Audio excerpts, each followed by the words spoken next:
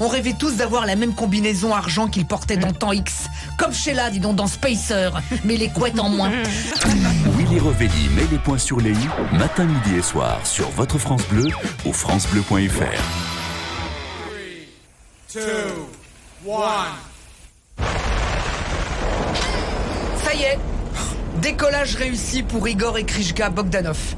Ils sont partis à bord de leur soucoupe réaliser l'œuvre de toute une vie, devenir immortel. Igor est mort 6 jours après son frère Grishka. Ça s'est joué à un menton qu'ils partent en même temps. Ah, les Bogdanov. Il y en a un qui commençait une phrase et l'autre qui la finissait. Là, ça a juste pris un peu plus de temps. Grishka a dit il y a une semaine « je suis » et Igor a dit lundi soir « mort ». Ils sont morts comme ils ont vécu, ensemble. Igor et Grishka, c'était nos frères et amis à nous de quand on était petits. Hein. On rêvait tous d'avoir la même combinaison argent qu'ils portaient dans Temps X. Comme Sheila, dis donc, dans Spacer, mais les couettes en moins. Ça m'avait même valu une punition de ma mère parce que j'avais utilisé tout le rouleau de papier d'alu pour m'emballer dedans, tu sais. Résultat, 2 claques. Elles aussi, elles étaient jumelles, comme Igor et Krishka.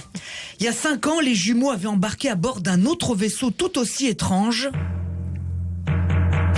Fort Boyard. Ils étaient chargés d'une mission, faire passer une terrible épreuve. On avait tendu une corde entre leurs 2 mentons et le candidat devait marcher dessus en équilibre. Aucun gagnant. On n'a toujours pas compris ce que les Bogdanov étaient venus faire sur ce fort. C'est la seule énigme que même le père Fouras n'arrive toujours pas à résoudre.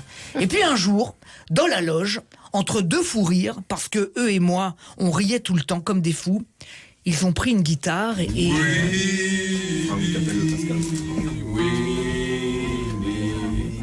Oh my Willy, we love you. Les Bogdanov, rien que pour eux, il faudrait que Thomas Pesquet retourne dans l'espace pour les ramener chez eux.